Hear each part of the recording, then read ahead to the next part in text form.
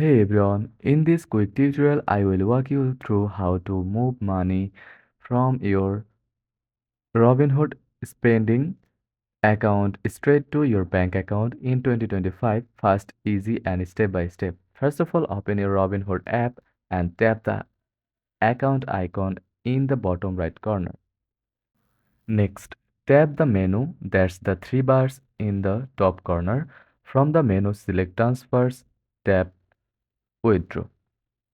Enter the amount you want to transfer, then hit continue. Choose the linked bank account you want to send the money to, confirm the amount, and submit the transfer.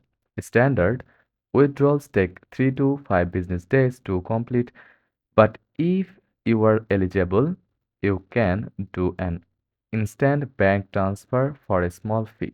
If you haven't linked your bank yet, head to the link your accounts section in Robinhood to set it up before withdrawing. You can also instantly move up $500,000 per day between your Robinhood spending, individual investing, and joint investing account. And that's it. You have successfully learned how to send money from Robinhood to your bank account. So hit like and subscribe for more quick tutorials if helped you out.